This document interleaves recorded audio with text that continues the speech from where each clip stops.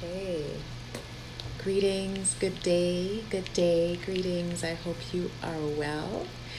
I am Odessa. I am here. Okay, I think my Facebook is now running. I hope you're well. My name is Odessa. I am a womb wellness mentor, and I help women to increase their health and vitality using natural medicine, and specifically women who suffer with fibroids, infertility, abnormal bleeding, repetitive miscarriages. I help these women to get over the overwhelm of DIYing it, doing it themselves using natural medicine, and just help them to reduce the experience of pain and discomfort and around their cycles. I've been doing this for the last 18 years and I really love it. I started off doing this work because of my own reproductive health issues, my own womb issues, having painful cycles, having inconclusive diagnosis from the doctors, and just going deeper into this work for myself. And it really worked for me when I experienced some postpartum depression with my last child, and I was able to apply the work that I did with with my clients on myself. And so I'm really, really grateful to be able to share this work with you. So this particular live that I'm doing is for women who have been suffering with abnormal bleeding, who have been suffering with,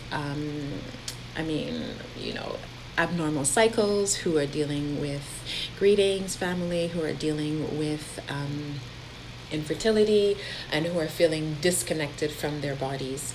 And the topic of this talk today is about womb health and why women should be connecting with their wombs. Now, before I jump in, I just want to let you know that I'm going to give you as much as I can in the time that we have together. And if you're interested in the work that I'm doing, I'll share how we can work together later on.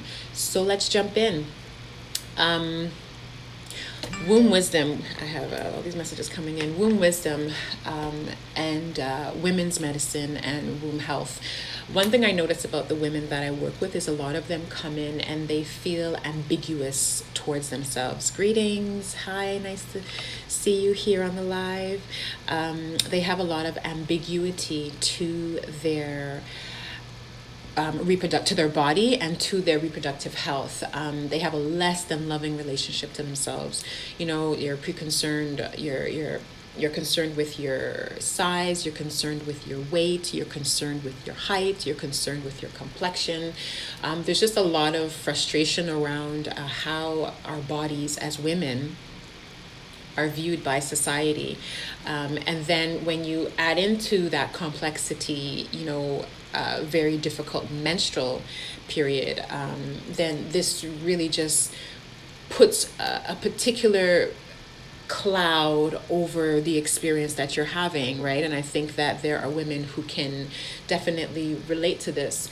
And so knowing that this carries over with you, it's interesting because oftentimes women are actually unaware of what's happening in their body because of this ambiguity. So a lot of my clients will tell me things like, well, my period was only 5 days, or my period was only 7 days. And it's like, well, how long is your cycle, right? Your cycle goes on for 29 days. We're averaging, right? Let's say 27 to 32 days.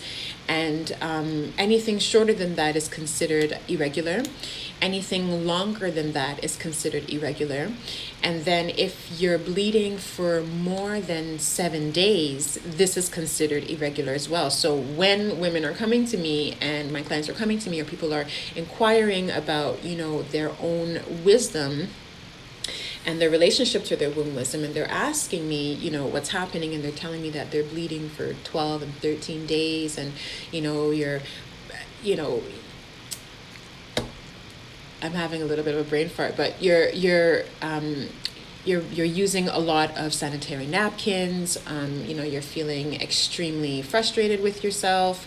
You don't feel connected. You don't feel good. You don't feel, sexy. When we've got all of these pieces working in the puzzle, it's no wonder you're feeling the way you do about yourself, because you don't recognize, which goes into my next point, the sacredness of the body and the sacredness of having a feminine body, of having a body with female parts, and what that represents, and how that connects you to your deeper self, to the environment, and to people, because it's through the feminine body, it's through the female body, at least originally, if we're being honest, that's how life comes into this particular experience, right? Like, you need to have a womb, you need to have an egg, you need to have sperm, and women or females are the ones that sustain and carry this function. And so if, based off of what society is telling us, if based off of how patriarchy treats us, right,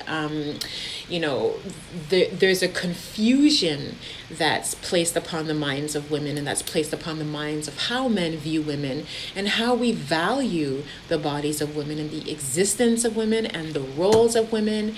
And so when women are not honoring their bodies, when they're not honoring themselves, when they don't understand the value that they bring, we're walking around a hot mess. This is how you get women who are walking around a hot mess.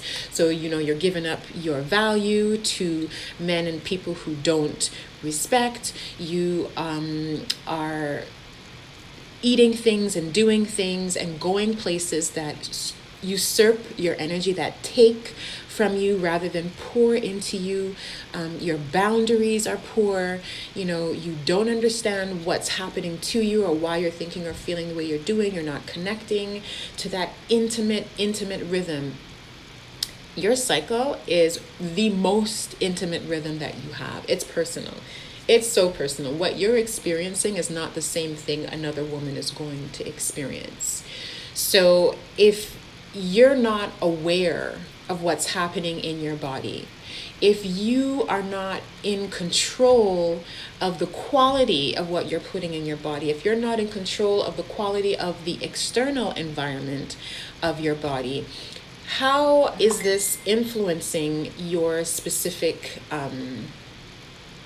relationship to creativity, to to family, to the environment, right? And I say these things because, the breasts represent nurturance. They represent, they feed babies, right? And they're just there, like, they give comfort. The bosom gives comfort. And then you've got the womb itself, which is, a creatrix. It's a matrix. There's so much that happens inside of there. Now, I have a whole bunch of other things that I wanted to talk about, but I'm going to leave it there, specifically because I don't want to give too much too soon. But I do want to invite you to share this video with someone who you think can use this information to just start raising that awareness as to why women need womb health, and why women need to be aware of their womb health and cultivate and develop a relationship to their wombs. Because once you start to develop this and connect to your cycle in a specific way, in a more intimate way, the quality of your life changes, and the quality of how people respond to you also changes. Right? So please make sure and send this to anyone who you think can benefit from it. #replay. Let me know that you are here. Let me know your thoughts. Let me know what your relationship to your reproductive health is.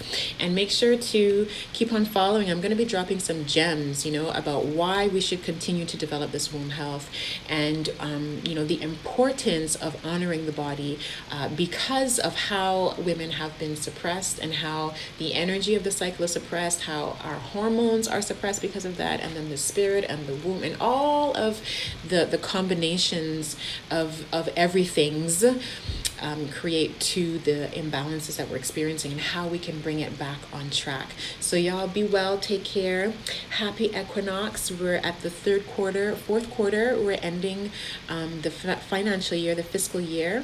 I wish you all well, and I'll be around soon. I'll talk to you again. Take care.